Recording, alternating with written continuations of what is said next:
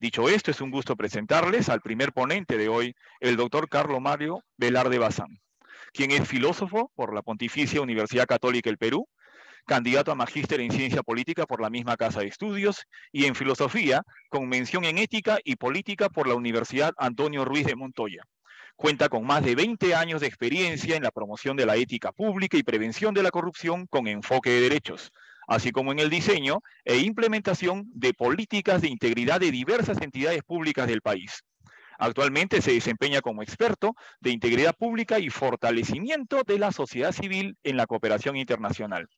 Estimado doctor Velarde, quede usted en el uso de la palabra. Pero antes les recordamos a los participantes que durante la ponencia, esto es muy importante también, durante la ponencia podrán escribir sus preguntas y o comentarios, los mismos que serán leídos al final de la referida ponencia. Doctor Velarde, bienvenido, lo escuchamos atentamente. Muchísimas gracias por la invitación, muchísimas gracias por las cálidas palabras de la doctora Arely, a quien le tengo mucho aprecio y admiración profesional y personal, por supuesto. Muchas gracias a la Procuraduría General del Estado por confiar nuevamente en mí para poder compartir con ustedes unas breves reflexiones sobre lo que implica el desarrollo del enfoque de integridad pública en las instituciones del Estado y específicamente para la Procuraduría General del Estado. Quisiera compartir mi pantalla para dar inicio, y si fueran tan amables, colegas, ¿me pueden hacer recordar el tiempo que tengo para la exposición? Por supuesto, doctor. Vía WhatsApp estaré en coordinación con usted. Muy amable, gracias. Bien, ahora sí, vamos a compartir. Tenemos, doctor, le recuerdo, una hora de exposición. Muy amable, gracias, estupendo. Muy bien, entonces, dicho esto, no, en realidad lo que quisiera plantearles en primer lugar es una pregunta, ¿no? O un par de preguntas. ¿Qué es la integridad? ¿Cómo comprendemos la integridad? ¿Y qué prácticas nos indican que una persona es íntegra? ¿No es cierto? ¿Qué es la integridad?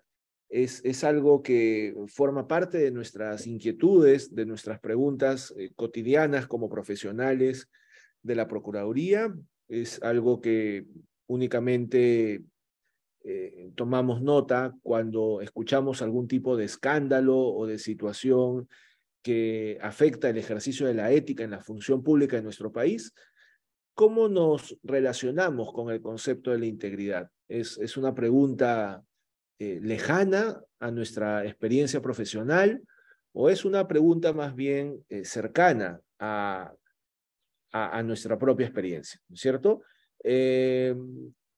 ¿Y qué prácticas nos indican que una persona es íntegra? ¿No? Eso es algo que quisiera empezar planteándoles como algo fundamental. Y aquí les estoy en el PPT que les vamos a compartir dejando un pequeño video sobre una práctica que precisamente contradice el ejercicio de la integridad en nuestras labores cotidianas dentro del Estado peruano y tiene que ver precisamente con el acoso sexual laboral. Uno dirá, caramba, pero ¿qué tiene que ver situaciones de acoso sexual con faltas a la integridad pública? ¿Acaso la integridad pública no tiene que ver únicamente con temas vinculados a los delitos de corrupción o a las faltas de la ética en el ejercicio de la función pública? ¿Qué tiene que ver el acoso? Vamos a ver precisamente qué relación hay entre este tipo de prácticas como lo son el acoso sexual, laboral o el hostigamiento también en otro sentido, con la integridad.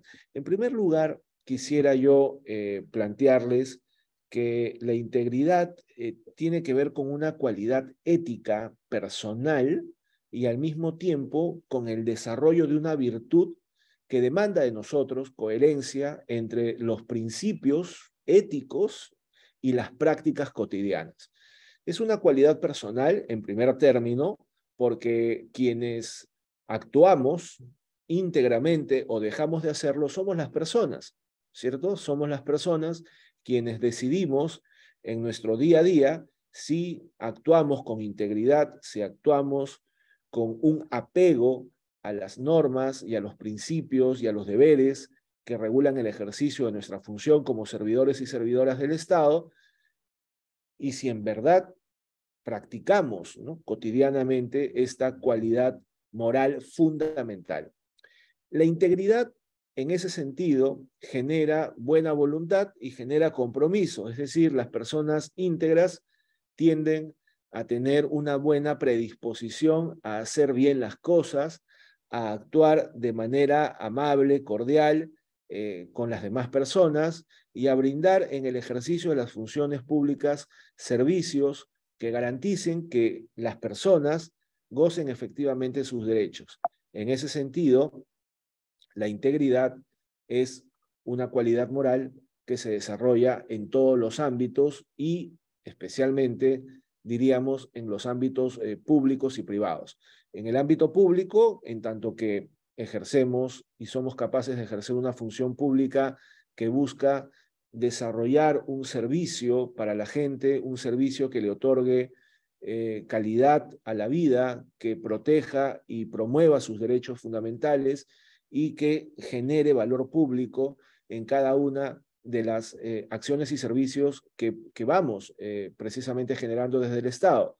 Y en los ámbitos privados también, porque las instituciones privadas tienen que generar un compromiso cada vez más explícito por la práctica de este tipo de valores o de virtudes, como lo es la integridad, porque como ya hemos visto, y ustedes estoy seguro que lo tienen muy presente por el trabajo que realizan cotidianamente, la práctica de la corrupción específicamente tiene que ver siempre con una relación entre quien ejerce el poder público y quien participa del otro lado para influir en el mal ejercicio de ese poder público, ¿no?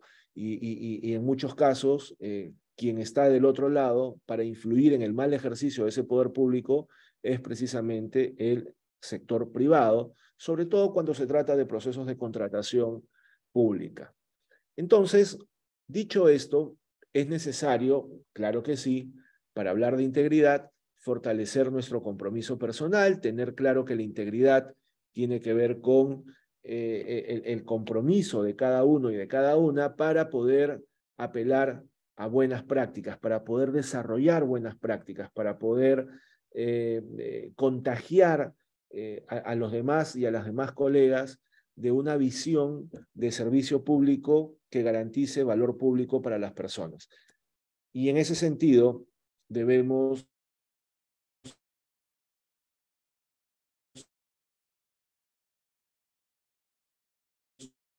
cuadrado se refiere a el espacio en el que tenemos control de nuestras decisiones, tenemos control de nuestras acciones. Nuestro propio metro cuadrado, en ese sentido, es el espacio donde somos capaces de decidir cómo actuar y por lo tanto de decidir qué es lo que vamos a hacer y cómo vamos a impactar también en los demás.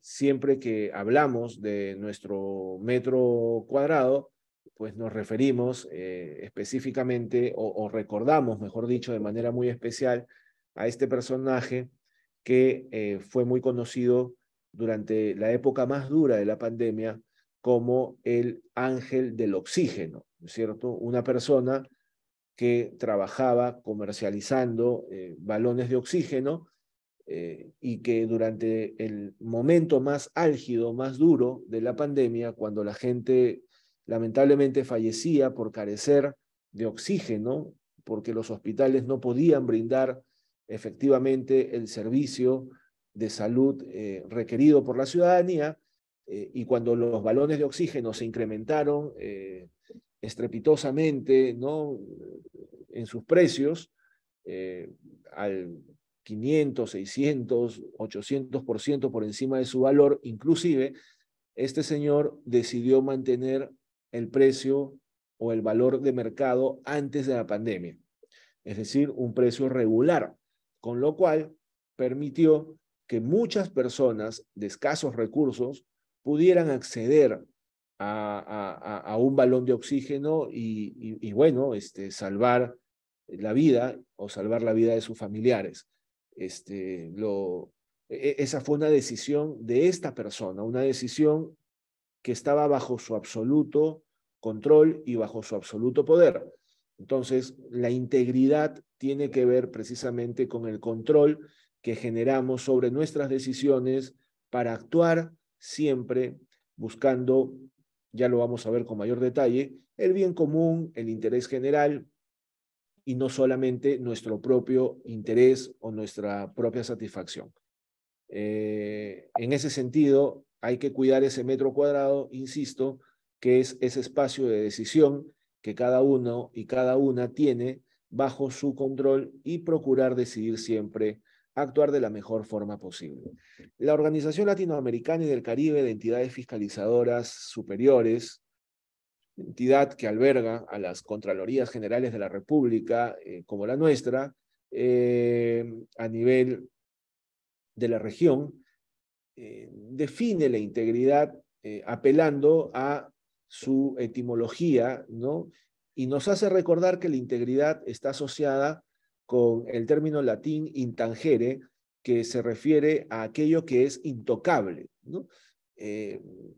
Lo intangere en la Edad Media era precisamente los valores del espíritu inspirados en la cristiandad, ¿no? Y los valores del espíritu inspirados en la cristiandad tenían que ver incluso con la forma en cómo las personas se relacionaban con su cuerpo, por lo tanto, se tenía que evitar el tocar, ¿no? el manchar la corporalidad, ¿no? Y por lo tanto el espíritu, de tal forma que la integridad tenía que ver con una práctica de resguardo de aquello que era más valioso para la vida de la gente. Esto fue transformándose con el correr de los tiempos y cuando la sociedad se fue secularizando cada vez más, la integridad pasó a convertirse en un valor que buscaba precisamente digamos, resguardar, ¿no? Un aspecto de la vida humana que debía estar siempre protegido de actos de corrupción o de cualquier tipo de mancha moral. Y esto fundamentalmente se refería a la palabra, se refería al compromiso, se refería a la promesa. De tal manera que la integridad, conforme fue pasando los tiempos, se relacionó con precisamente el cuidado del compromiso o el cuidado de nuestra palabra. Y esto, por supuesto, nos hacía personas intachables. Cuando las personas cumplen sus compromisos, cumplen con sus palabras, pues se convierten en personas intachables, es decir, que no han sido tocados por la corrupción, por la inmoralidad, ¿no? Por la desidia, y por lo tanto son personas que van a hacer siempre lo correcto o van a buscar actuar siempre de la manera correcta porque respetan sus palabras, respetan sus compromisos. En ese sentido, la integridad se ha venido asociando siempre a la actuación coherente entre lo que se piensa, se dice y se hace, o la forma en cómo actuamos, especialmente cuando nadie nos está observando, buscando hacer lo correcto. Es muy fácil hacer lo correcto cuando nos están controlando, ¿no es cierto? Cuando hay una acción de control, en efecto, todos en la administración pública se ponen en regla y inmediatamente comienzan a ordenar la casa, porque claro, viene la acción de control, ¿no? Cuando hay una acción fiscalizadora, supervisora, siempre tendemos a tratar de hacer rápidamente las cosas de la manera más correcta posible porque queremos evitar sanciones. Y está bien, eso es parte de la vida social, eso es parte de la vida política, pero la integridad va más allá. La integridad busca que las personas sean capaces de hacer lo correcto, especialmente cuando nadie las está observando, cuando nadie las está controlando, cuando nadie las está observando. Y eso tiene un impacto muy importante porque en realidad la mayor parte de tiempo no estamos siendo controlados, la mayor parte de tiempo no estamos siendo supervisados ni fiscalizados, ¿no es cierto? La mayor parte de tiempo estamos ejerciendo nuestra libertad de decisión, nuestra libertad para actuar de tal o de cual forma, y por lo tanto, la integridad como valor fundamental nos lleva a buscar siempre a actuar de manera correcta y especialmente cuando nadie nos está observando. Y esto, por supuesto, nos convierte en personas indivisibles, en personas que no hacemos las cosas dependiendo del público al que nos estamos dirigiendo. No hacemos las cosas en función de los intereses de grupo, no hacemos las cosas buscando satisfacer a las personas dependiendo sus distintas orientaciones morales, ¿no? Como dice siempre este viejo dicho, ¿no? ¿No? Acá están mis valores y si no te gustan, acá tengo otros. Así no es, así no se actúa con integridad. Lo que se busca siempre es tratar de ser personas indivisibles, es decir, mantener una línea de conducta en todos los espacios en los que nos desenvolvemos, en todas las circunstancias y en todas las relaciones que vamos forjando. Es decir, buscando siempre cumplir adecuadamente con nuestros compromisos. Como bien aparece en esta lámina, entonces la integridad está asociada con el cumplimiento de nuestra palabra, con el cumplimiento de nuestros compromisos, ¿cierto? En el campo funcional, en el ámbito de la función pública, nuestra palabra la empeñamos en nuestros contratos de trabajo, en nuestros documentos de designación, en nuestras resoluciones en las que se nos encarga una determinada función y nosotros aceptamos, por supuesto, y de esa forma, y también en los marcos normativos que regulan el ejercicio de la función pública, empezando por la ley del Código de Ética en la Función Pública, que es el principal instrumento normativo del ejercicio ético dentro del Estado. En todos estos documentos, ¿no? Contractuales, de designación funcional y normativos, allí estamos empeñando nuestra palabra. Cuando nosotros ingresamos al Estado a asumir una función pública y especialmente si pensamos en la Procuraduría General del Estado, cuando ingresamos a la Procuraduría General del Estado, evidentemente lo hacemos sabiendo qué es lo que se espera de nosotros y comprometiéndonos a hacer determinadas cosas de manera muy amplia, ¿no? En el ámbito de la Procuraduría es pues defender los intereses del Estado, ¿no? Asumir la defensa jurídica del Estado, de sus intereses en términos más sustantivos, más relevantes, ¿no? Y evitar de esta forma que el impacto del delito sea mayor o dañe la estructura del Estado constitucional y de derecho en el que vivimos. Entonces, a eso nos comprometemos y por lo tanto perseguimos el delito, bueno, buscamos poner en evidencia el delito más que perseguirlo, ¿no? Porque la persecución es propiamente ya una función del Ministerio Público y de la Fiscalía, pero sí poner en evidencia aquellas situaciones que pueden dañar precisamente la moral del Estado, ¿no? Y el correcto funcionamiento del Estado y denunciar, por supuesto, ese tipo de situaciones. Cuando nosotros ingresamos, por lo tanto, a la Procuraduría, nos comprometemos a llevar a cabo este tipo de acción, este tipo de función. Por supuesto, hay más compromisos que asumimos en la relación con nuestros colegas. Por ejemplo, asumimos respetar, ¿no? el espacio y la capacidad de decisión de cada uno de nuestros colegas, cada una de nuestras colegas. Aceptamos cumplir con las disposiciones, insisto, normativas que regulan el ejercicio de la función pública, a actuar con probidad, asumimos el compromiso de actuar con transparencia, asumimos el compromiso de hacer un uso adecuado del cargo, asumimos el compromiso de ser idóneos para el puesto y no aceptar en ningún caso puestos para el que no estamos capacitados técnicamente, legalmente ni moralmente, ¿no? Más bien siempre estamos dispuestos a asumir el compromiso de justamente asumir responsabilidades para las que somos competentes. Entonces, en todos los sentidos y en el más amplio sentido, cuando ingresamos al ejercicio de la función pública, lo hacemos comprometiéndonos explícitamente en cumplir cabalmente con las funciones que se nos encomiendan, y también con las normas que regulan el ejercicio de dichas funciones. Pero así como las personas somos personas con, digamos, con integridad y se nos demanda el ejercicio de la integridad en términos del cumplimiento de nuestra palabra, también las instituciones pueden y deben ser comprometidas a actuar íntegramente.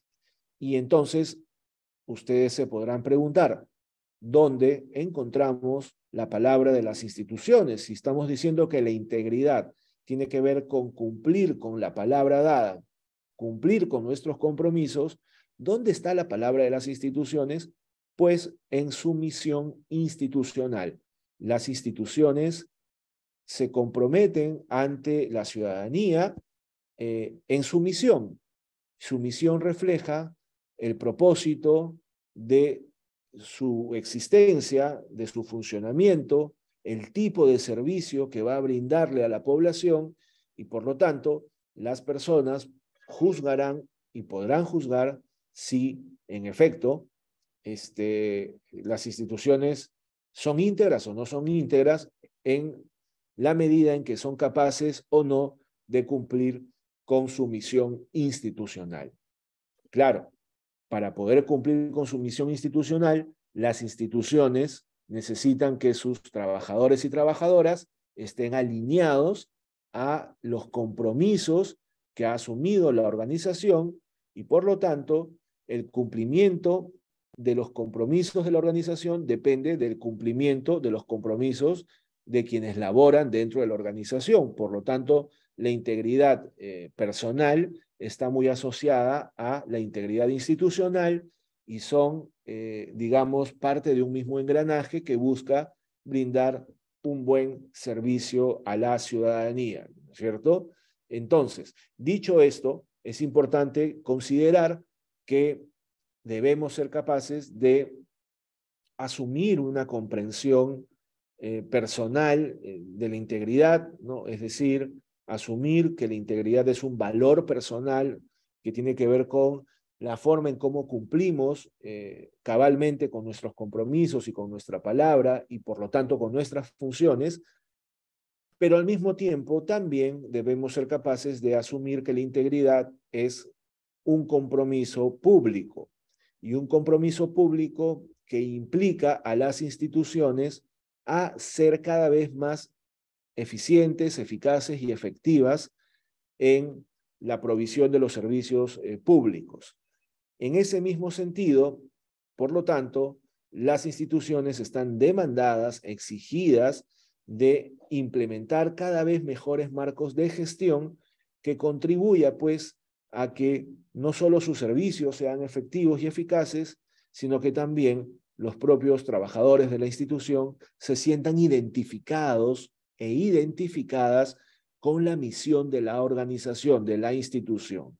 Y vale aquí la palabra. ¿Ustedes se sienten identificadas y identificados con la Procuraduría General del Estado? ¿Sienten ustedes que trabajar en la Procuraduría les da valor al ejercicio de su profesión? ¿Sienten que verdaderamente son felices y se sienten satisfechos y satisfechas después de cada jornada laboral? Son preguntas que creo es importante nos planteemos para también ir midiendo cómo vamos desarrollando nuestros compromisos y nuestras identificaciones con la institución para la que prestamos servicios. Y por lo tanto también la institución debe ser capaz de ir tomando nota de este clima, ¿no es cierto? Este clima laboral expresado en las emociones y en los deseos de los trabajadores para generar un mayor engranaje entre la vida de la organización y la satisfacción de los trabajadores con la organización.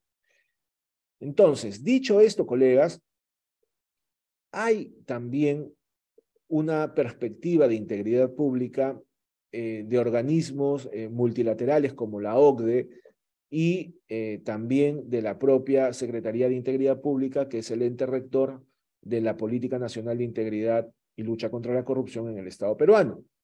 Y en el caso de la OCDE, que es un organismo multilateral muy importante, porque ¿no? ya sabemos, alberga a los países que ostentan mejores índices de desarrollo económico en el mundo, y es un organismo al que el Perú está intentando acceder ya desde hace varios años. En un estudio publicado en el 2017 sobre integridad pública en el Perú, especialmente, la OCDE determinó este concepto de integridad, ¿no? Ellos definieron la integridad como el posicionamiento consistente y la adhesión a valores éticos comunes, así como el conjunto de principios y normas destinadas a proteger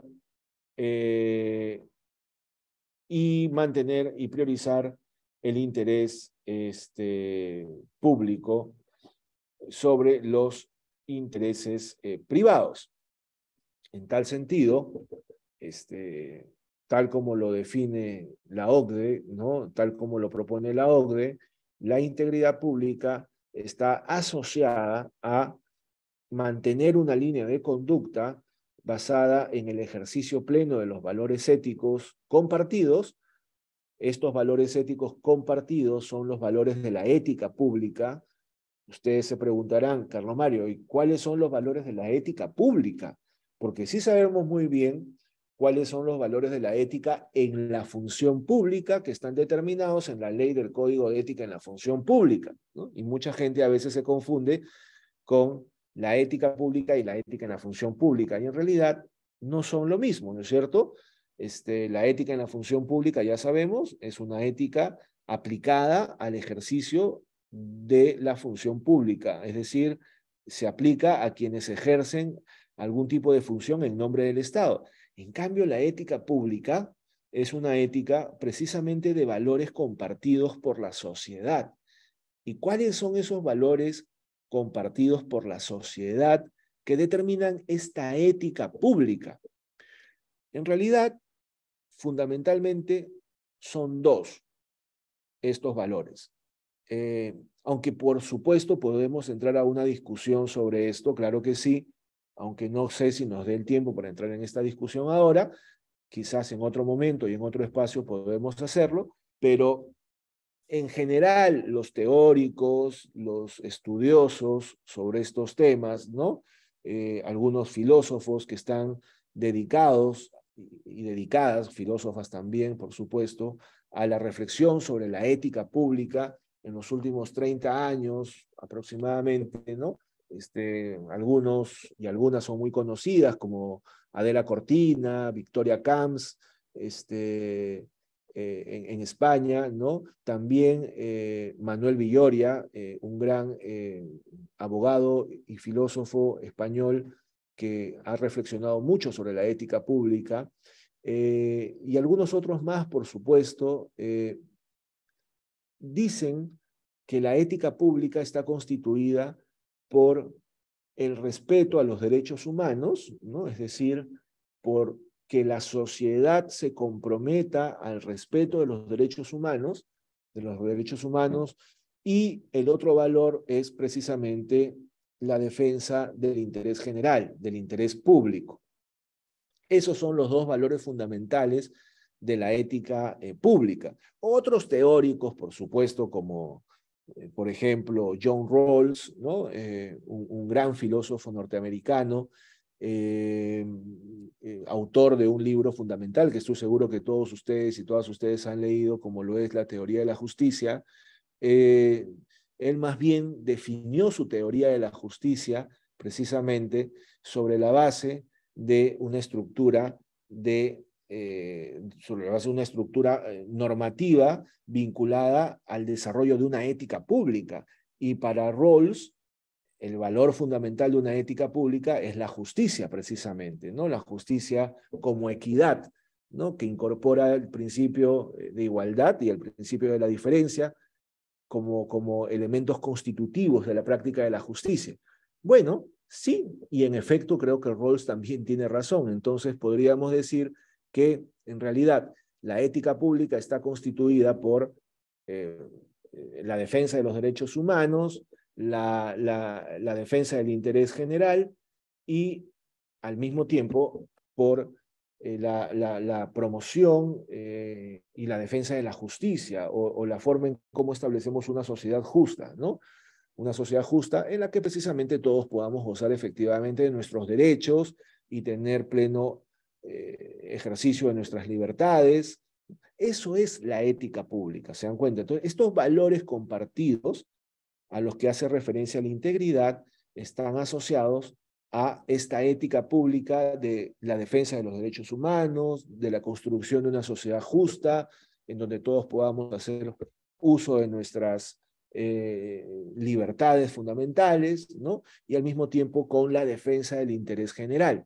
Y entonces, según este concepto de la OCDE, cuando somos íntegros es que actuamos en función de esta ética pública y por lo tanto, somos capaces de priorizar el interés público sobre los intereses privados. Alguien que es íntegro en el ejercicio de la función pública es alguien que está dispuesto o dispuesta a defender la justicia, los derechos fundamentales, el interés general, por encima de los propios intereses, por lo menos en el marco del ejercicio de sus funciones públicas.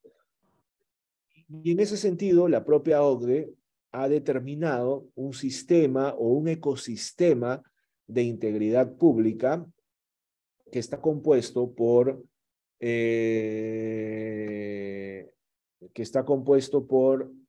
tres pilares, ¿no? En primer lugar, el pilar de la cultura, que tiene 5 recomendaciones para su desarrollo, que está orientado a la promoción de una sociedad alerta, ¿no?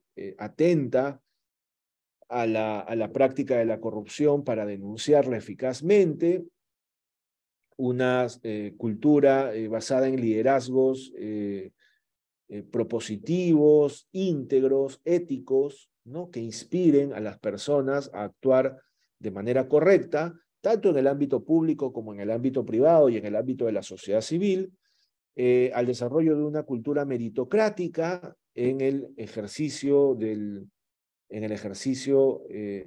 sobre todo del poder público, del acceso al servicio público, que entren los mejores al Estado y no, como decía un ex juez, los mejores amigos, ¿cierto? Entonces, fundamentar una cultura democrática es muy importante para promover una cultura de integridad. Formación, necesitamos que nuestros líderes, nuestros agentes sociales, nuestros servidores públicos tengan información oportuna sobre la práctica de la integridad, sobre lo que implica la ética pública, para animar a los ciudadanos y ciudadanas a la defensa de estos valores fundamentales y apertura, claro, para poder siempre recibir, ¿no? Las denuncias, para poder siempre recibir las observaciones y las oportunidades de mejora de la ciudadanía, especialmente respecto de cómo el Estado cumple con sus funciones. En el campo de la rendición de cuentas, sabemos muy bien que esta está compuesta por una adecuada gestión de riesgos de corrupción. Recientemente, hace apenas unos pocos meses, la Secretaría de Integridad Pública aprobó su guía para la gestión de riesgos de corrupción y de faltas a la integridad pública, y se viene implementando un proceso de capacitación muy agresivo para que se pueda justamente diseminar, ¿no? Esta cultura de gestión de riesgos en la administración pública. Entonces es importante, ¿no?, gestionar los riesgos, identificar los riesgos de corrupción y poderles dar un tratamiento para que no ocurran precisamente. Fortalecer la capacidad de sanción del Estado, claro que sí. A pesar de que somos un Estado que tiene ya varios expresidentes bajo proceso penal, en algunos casos ya con sanción firme, ¿no?, y con pena privativa de la libertad desde hace ya varios años, y eso es un hecho inédito en el mundo en general, ¿no?, que casi todos los expresidentes desde el año 2001 en adelante, o desde el año 2000, ¿no?, inclusive, estén bajo procesos penales o con penas privativas de la libertad, a pesar de que las más altas autoridades están siendo sancionadas, investigadas por actos de corrupción. Todavía sabemos que existen muchas situaciones que no son oportunamente investigadas y todavía existe una cultura de impunidad, sobre todo a nivel de de los delitos menores, diríamos, entre comillas, ¿no?, o de las faltas administrativas o disciplinarias en el ámbito del ejercicio de la función pública, y ni qué decir de las prácticas cuestionables que están referidas precisamente a la ética, ¿no?, al ejercicio de la ética. Parece que ahí todavía no tenemos mucha capacidad para poder denunciar y sancionar adecuadamente esas malas prácticas que le hacen mucho daño al Estado. La capacidad de la supervisión implica fortalecer mecanismos que puedan supervisar adecuadamente el uso de los recursos públicos, el uso de los el ejercicio mismo de la función pública, que los entes encargados de ejercer la supervisión funcionen adecuadamente y puedan evidenciar también situaciones que puedan constituirse en oportunidades de mejora para el Estado, ¿no?, para poder mejorar, para poder fortalecer su capacidad de acción. Y finalmente la participación ciudadana, que siempre termina siendo muy relevante, muy importante, porque el ciudadano o ciudadana organizado que quiere participar en los asuntos públicos se puede constituir en un colaborador crítico del Estado para evidenciar precisamente brechas o situaciones que pueden poner en riesgo el correcto ejercicio de la función pública y el Estado tomar las medidas correctivas necesarias. Y finalmente, en el ámbito sistemático, en el pilar del sistema, lo que busca la integridad pública es generar compromisos al más alto nivel en las instituciones públicas, privadas y de la sociedad civil, generar una cultura de responsabilidad en la que todos sepamos qué es lo que nos corresponde hacer y lo hagamos de manera oportuna y lo hagamos de manera adecuada, que podamos generar estrategias basadas en evidencia, políticas públicas basadas en evidencias, en datos, en información objetiva, para tomar mejores decisiones, sobre todo en materia de lucha contra la corrupción y de integridad pública. Y finalmente, siempre tener un corpus normativo adecuado, suficientemente regulatorio, no excesivamente regulatorio ni deficientemente regulatorio, sino suficientemente regulatorio del ejercicio de la función pública con una perspectiva de integridad y ética pública, o ética en la función pública en este caso. Este es el ecosistema que la OCDE nos presenta para fortalecer la integridad pública en nuestro país. He visto que alguien ha levantado la mano. En breves minutos voy a estar concluyendo con esta exposición que tengo preparada para ustedes y voy a abrir más bien el paso a las preguntas y comentarios que ustedes puedan tener, que siempre son muy, muy bienvenidas y bienvenidos. Entonces, dicho esto, la Secretaría de Integridad Pública del Perú, que es el ente rector de la Política Nacional de Integridad y Lucha contra la Corrupción, va en la misma línea de la OCDE y define la integridad como, nuevamente, la actuación coherente con valores y principios y normas que promueven y protegen el desempeño ético de la función pública. Noten ustedes que, a diferencia de la definición de la OCDE, aquí la Secretaría de Integridad, en su definición de integridad pública, ¿ok?, es más acotada, ¿ok? Es más acotada, es más focalizada en el ejercicio de una ética en la función pública, mientras que la OCDE se enfoca en el ejercicio de una ética pública, de una ética social, comunitaria, política, en el más amplio sentido de la palabra política, que involucre a todos los ciudadanos y ciudadanas, a todos los actores públicos y privados en la defensa del interés general, de los derechos fundamentales y de la justicia, ¿no? En este caso, la Secretaría de Integridad más bien define la integridad como la actuación coherente con el desempeño ético en la función pública. Ya sabemos cuál es o a qué se refiere el desempeño ético de la función pública. Tiene que ver con fundamentalmente el cumplimiento de los principios, deberes y prohibiciones de la ley del Código de Ética en la función pública, ¿no? De tal manera que siendo personas o servidores o servidoras que actuamos con una ética en la función pública, vamos a ser capaces de poder disponer precisamente de los bienes y de los recursos, haciendo uso de ellos para los fines que han sido destinados, ¿no? Protegiendo siempre que el servicio público genere valor público para la ciudadanía. Esa es la definición de integridad de la Secretaría de Integridad Pública, que ustedes, que quienes ejercen función pública, sean capaces de actuar con ética en la función pública y ser capaces, por lo tanto, de asegurar que los servicios públicos lleguen a la ciudadanía y generen valor público y defiendan el interés general, de tal manera que el servicio a la ciudadanía orientado a la generación del valor público tiene que ver con la articulación entre los valores, principios y normas que precisamente regulan el ejercicio de la función pública en el Estado. Y esto, claro que trae algunas, orientaciones mucho más específicas. Por lo tanto, la Secretaría de Integridad Pública sí que nos indica claramente qué es lo que se espera del servicio con integridad o qué es lo que se espera de un servidor o servidora con integridad.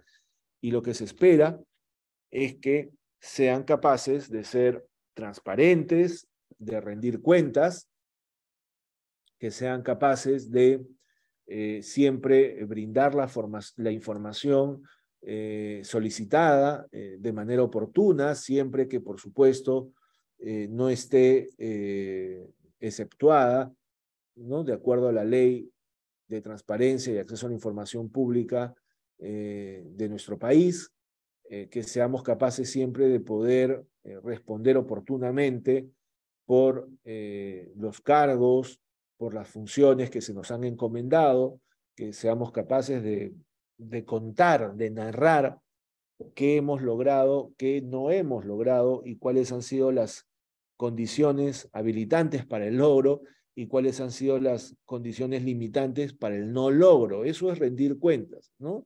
No ocultarnos ni tampoco tratar de decir únicamente lo bien que nos ha ido en el ejercicio de nuestra función. También es bueno decir qué cosas no hemos logrado para poder generar una agenda de logro, ¿no?, en lo sucesivo, ¿no? Ser imparciales, no mantener intereses en conflicto, es muy importante eso, tener la capacidad de manejar nuestros intereses personales. Miren, todos tenemos intereses, eso no es un problema, y está bien que todos tengamos intereses, o sea, está muy bien que nosotros podamos identificar cuáles son nuestros intereses familiares, personales, amicales, ¿no?, de grupo, políticos, religiosos. Está muy bien tener intereses, ¿sí? Todos queremos que le vaya bien a nuestros amigos, a nuestras amigas, queremos que le vayan bien a las personas con las que nos relacionamos, ¿no? Eso no está mal. Lo que no está bien es que cuando cumplimos una función pública, cuando tenemos que tomar decisiones públicas, estos intereses personales choquen, ¿no?, con los intereses públicos, con el interés general, ¿no?, que tiene que ver con generar una sociedad igualitaria, con igualdad de oportunidades, con capacidad para poder precisamente ser reconocidos y reconocidas todos y todas como miembros de una misma comunidad política, ¿no?, en las mismas circunstancias. No podemos dejar que nuestros intereses personales dañen precisamente estos ideales, ¿no? Y por lo tanto, hay que gestionar los intereses. Y si tenemos que tomar una decisión y nuestros intereses personales afectan esa decisión pública, mejor es desistirnos de tomar esa decisión y comunicar inmediatamente al superior inmediato sobre el conflicto de interés para poderlo manejar y que no se convierta luego en el primer peldaño de la corrupción. Rechazar ventajas indebidas. Evidentemente ya sabemos a qué se refiere todo esto, ¿no es cierto? Debemos ser capaces de no recibir ningún tipo de contraprestación, regalito, dádiva, como le quieran llamar, por los servicios que brindamos, o por los servicios que dejamos de dar para generar algún tipo de beneficio o ventaja indebida en un tercero. Debemos ser capaces de actuar siempre en ese sentido con mucha corrección. Promover el acceso justo a los puestos públicos. Ya lo dije hace un momento, el Estado necesita los mejores profesionales, no los mejores amigos y las mejores amigas. Necesita que quienes ingresen al Estado sean idóneos, sean idóneas, puedan aportarle valor a la función pública, y no que vayan únicamente a aprovecharse de la función pública como un medio de subsistencia. Y esto no quiere decir que dejemos de considerar el lado profesional del servicio público, en el que existen y deben existir demandas legítimas para que precisamente el servicio público sea cada vez más profesional, ¿no? Más condiciones, con mejores formativas y de que puedan haber precisamente un sistema de carrera pública que reditúe e incentive, ¿no?, la profesionalización. Todo eso es muy importante, pero el primer aspecto que debemos considerar es el de el acceso justo a los puestos públicos. Conocer las normas y las reglas de conducta. Es importantísimo saber que vivimos en un Estado regulado y cada institución genera su propia regulación inclusive.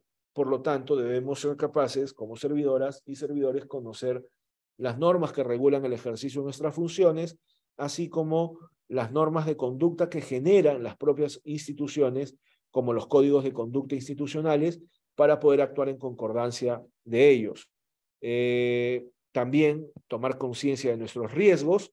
Ya lo he dicho, siempre hay riesgos de cometer actos impropios, actos incorrectos, faltas al ejercicio de la integridad pública o a la ética en la función pública, y ni qué decir actos de corrupción, ¿no es cierto? En cualquier momento podemos no ser capaces de manejar un conflicto, un interés, personal que nos genera un conflicto, y podemos incurrir en una contratación indebida, podemos incurrir en el favorecimiento indebido de un tercero con quien tenemos algún tipo de afinidad, o hacer un mal uso de los recursos del Estado en general, o un mal uso del cargo o del puesto. Estamos siempre expuestos a esos riesgos, por lo tanto debemos ser capaces de identificar esos riesgos. ¿Para qué? Para no cometerlos, para no caer en ellos, y por lo tanto no mancharnos con el acto corrupto o la falta de la integridad, a la integridad. Es bien importante eso. Muchos actos de corrupción o faltas al ejercicio de la integridad pública son, diríamos en el argot popular, muy inocentes porque no somos conscientes de los riesgos asociados a la práctica ética o íntegra de la función pública. Por lo tanto, también hay que evitar los sesgos y el exceso de confianza, ¿no? Los sesgos son cuando nuestro criterio está como muy tirado hacia un cierto lugar o muy influido por el deseo de satisfacer a un grupo en lugar de otro. Entonces, debemos evitar los sesgos y debemos evitar el exceso de confianza en el ejercicio de la función pública, ¿no? Pasarnos de la raya con nuestros colegas pueden generar situaciones de acoso sexual, de acoso sexual laboral, ¿no? Cuando nos pasamos de la raya y caemos en el exceso de confianza, definitivamente vamos a generar una situación de inconducta funcional o una práctica cuestionable en el ejercicio de la función pública y podemos ser, por supuesto, susceptibles de ser denunciados o denunciadas. Hay que evitar, por lo tanto, los sesgos y el exceso de confianza. Y finalmente, conocer y emplear los mecanismos de denuncia para poder precisamente poner en evidencia esas malas prácticas que le hacen mucho daño al Estado y a la provisión de servicios para la ciudadanía. Hoy en día existe la plataforma digital única de denuncias del ciudadano que nos permite denunciar apelando a una serie de medidas de protección para los denunciantes eficaces y que toda institución debe implementar, de tal manera que los funcionarios o servidores públicos estén más habilitados a denunciar esas malas prácticas o actos de corrupción sin recibir ningún tipo de represalia, ¿no es cierto? También, claro, hay que advertir que hay que usar este mecanismo de la plataforma digital única de denuncias del ciudadano de manera responsable y no generar las ya conocidas denuncias de mala fe para desquitarme con un determinado colega que hizo algo que no me agradó o generó mayor confianza con su trabajo que la que yo pude generar por mis propias distracciones, entonces le aplico su denuncia. Hay que tener mucho cuidado con eso, porque si no, el sistema se vicia y deja de funcionar precisamente para lo que sigue. Bueno, si me lo permiten, colegas, me gustaría colocar este videíto para ir cerrando esta parte de la exposición y luego abrir el espacio de las preguntas y los comentarios. No sé si fuera posible.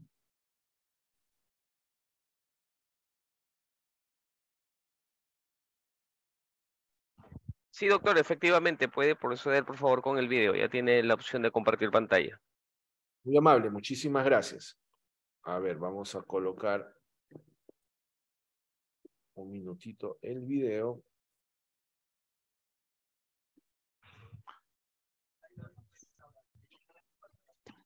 Doctor.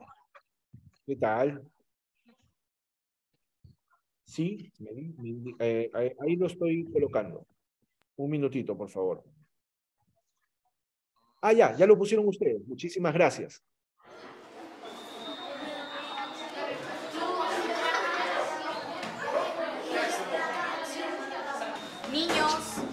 Niños, para mañana quiero que me traigan un ensayo en el que hablen todo lo referente a su papá.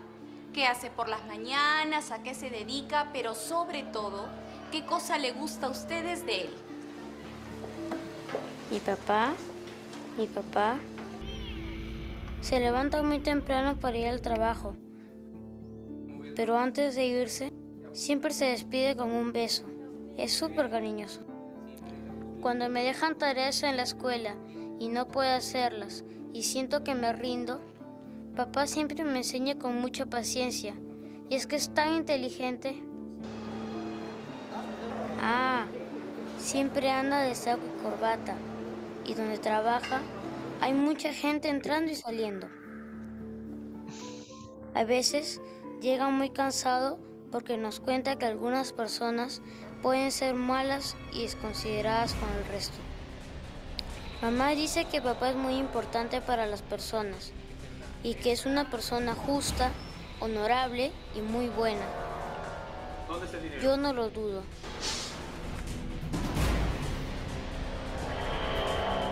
Por eso, mi papá es el mejor papá del mundo. Yo estoy muy orgullosa de mi papá.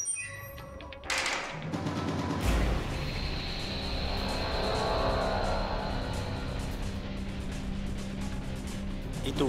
¿Qué haces para que tus hijos se sientan orgullosos de ti? Dile no a la corrupción, estés en la posición en la que estés.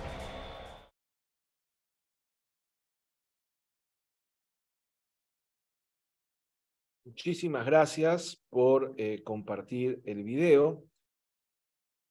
Justamente, precisamente a eso me quería yo referir hace un momento cuando decía que el comportamiento íntegro nos hace personas indivisibles, ¿no es cierto? Nos hace personas con una línea de conducta y de comportamiento que se debe mantener en todo espacio, en todo momento y en todo tipo de relación que generamos, tanto en nuestra función como servidores y servidoras del Estado, como con nuestras familias y nuestros amigos, amigas, etcétera, etcétera, etcétera.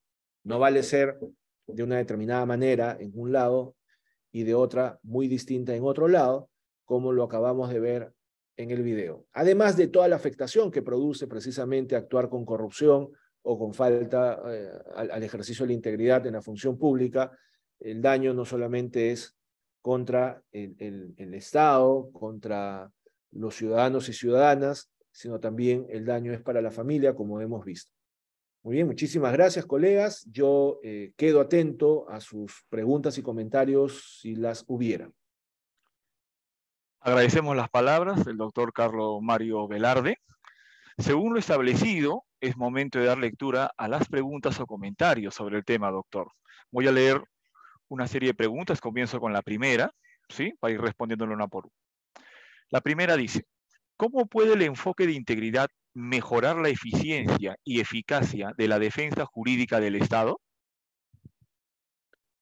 Muy, muchísimas gracias. Esa es una muy buena pregunta.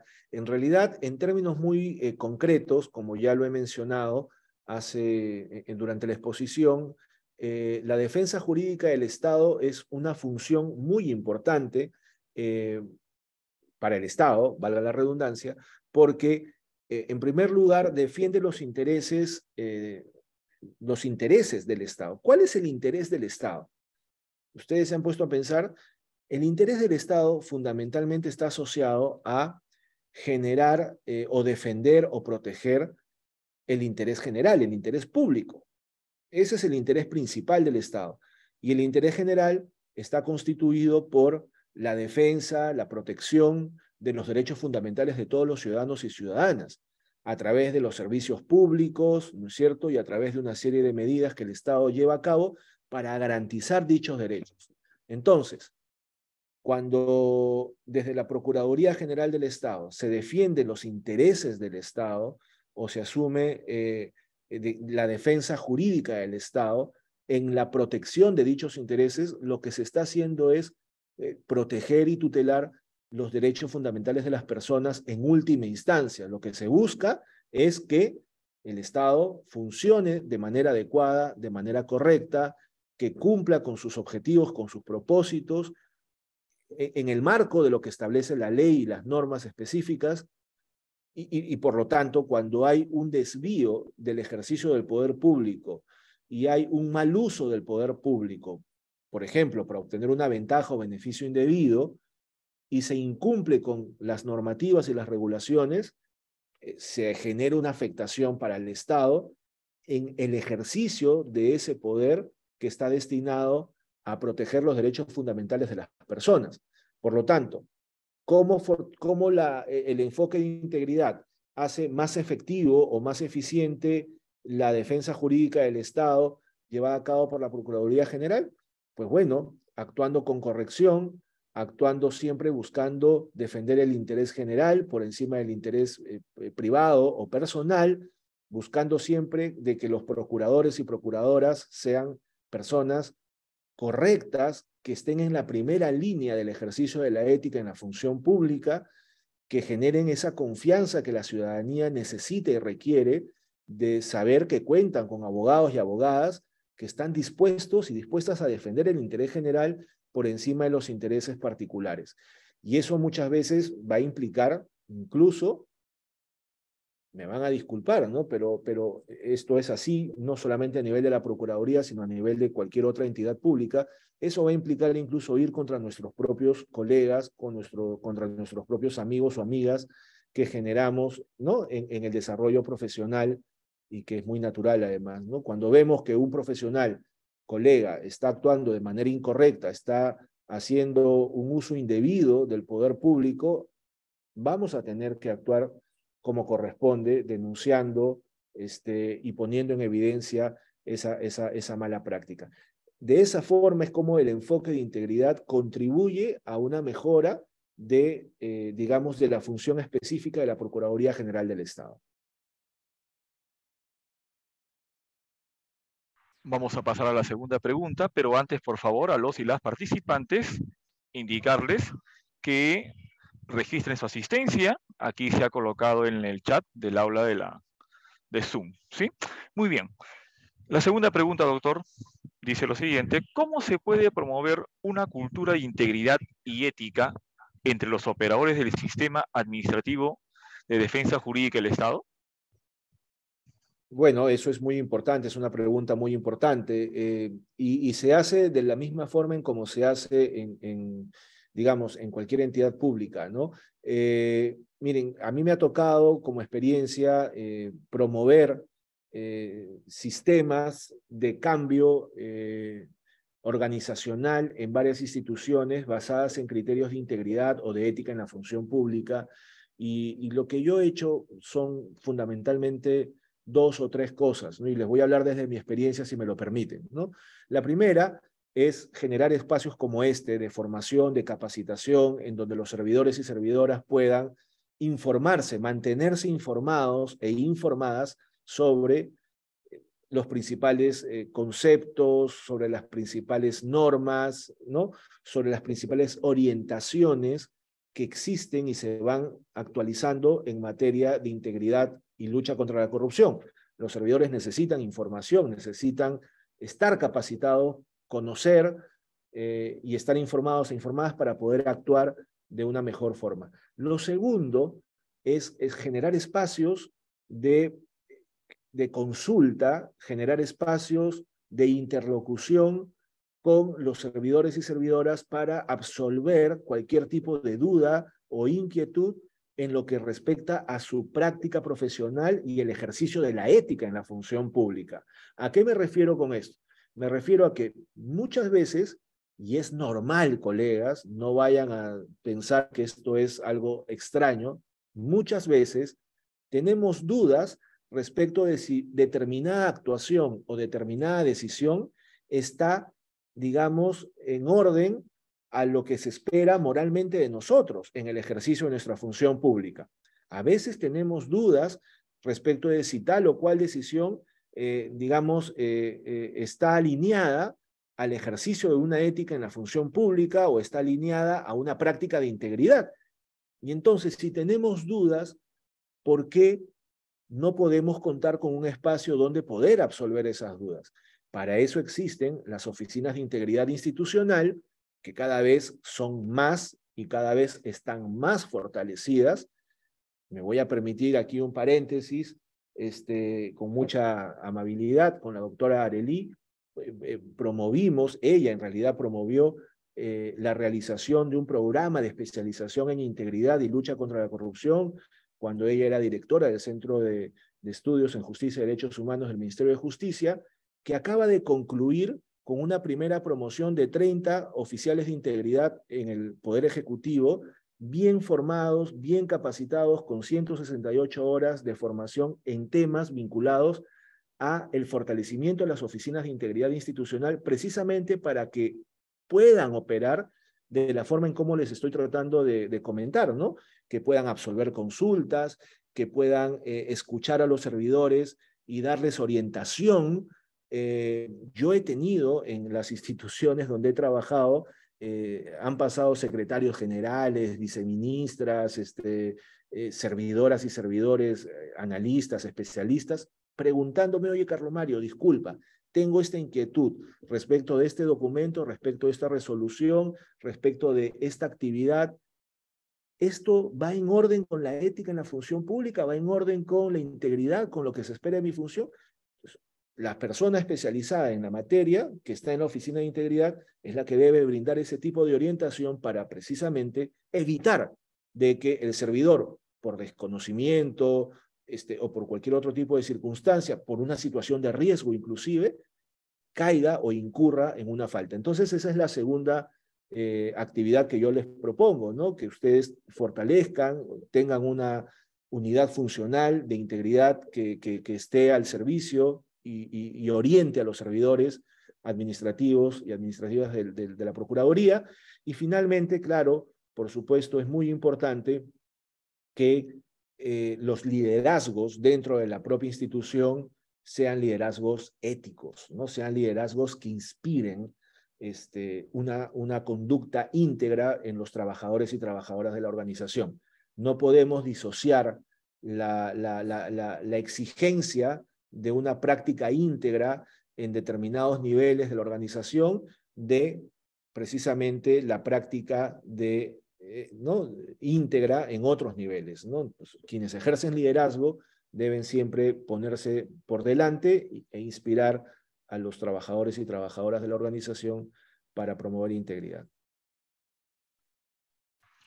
La tercera pregunta, doctor, indica, ¿cómo puede la adopción de tecnologías y herramientas digitales apoyar a la vigencia de la integridad? Bueno, es muy importante esa pregunta y es muy interesante, da para mucho que hablar. Precisamente en este programa de especialización nosotros incluimos un curso especial sobre innovación en el Estado, transparencia e innovación en el Estado, y lo que hemos hecho es justamente capacitar a los servidores encargados de las oficinas de integridad sobre el uso de las plataformas digitales de información que existen en el Estado y que cuando uno las conoce y las usa, pueden ser de mucha utilidad para prevenir actos de corrupción. Por ejemplo, ¿dónde se concentra la mayor carga, digamos, procesal de actos de corrupción? En el ámbito de la contratación pública, sin dudar ni poder dudar, ¿sí? En el ámbito de la contratación pública, porque es donde precisamente se ejecutan los fondos, los recursos públicos, ¿no? De manera más amplia. Existen plataformas como el SEACE, como la consulta amigable del MEF, plataformas diseñadas específicamente por organizaciones de la sociedad civil que buscan transparentar la manera en cómo se ejecutan los contratos públicos en el Estado, en los 3 niveles de gobierno, como por ejemplo uno que diseñó Ojo Público hace 2 años y que ganó un premio internacional donde se puede determinar allí las empresas que han sido o sancionadas o están siendo investigadas por malas prácticas en el ejercicio de la contratación pública con el Estado. Entonces, lo que quiero decir es que estas plataformas digitales de información son muy valiosas para poder mejorar la transparencia, el acceso a la información pública y prevenir actos de corrupción. Otras que están dentro del modelo de integridad público están asociadas más bien a fortalecer la capacidad, digamos, tecnológica del Estado para prevenir actos de corrupción. Por ejemplo, el registro de visitas en línea. Ustedes no saben qué importante es ese mecanismo que está asociado a la Secretaría de Integridad Pública y a la Secretaría de Gestión Pública para poder determinar quiénes ingresan a las entidades públicas y por qué motivos, y por lo tanto hacer un adecuado registro de la gestión de intereses dentro de la administración pública. un mecanismo muy concreto, el registro de visitas en línea. ¿Se dan cuenta? Y por supuesto, la plataforma digital única del ciudadano, la plataforma digital única del ciudadano para poder denunciar actos de corrupción en línea, ¿cierto? De manera online, como diríamos ahora, en tiempo real y apelando a medidas de protección. Esas son algunas de los mecanismos informáticos o de la tecnología de la información con la que contamos para poder prevenir actos de corrupción y fortalecer el ejercicio de la integridad pública.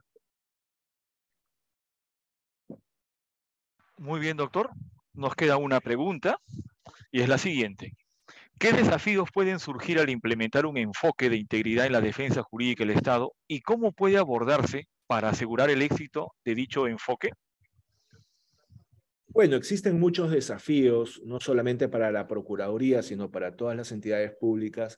Yo siempre pienso que el principal desafío es, sobre todo para instituciones como la Procuraduría General del Estado, ya de manera mucho más específica, es tener la suficiente distancia profesional para diferenciar lo que nos corresponde hacer como procuradores y procuradoras respecto de lo que implica la relación amical, la relación fraternal que uno puede generar con un colega.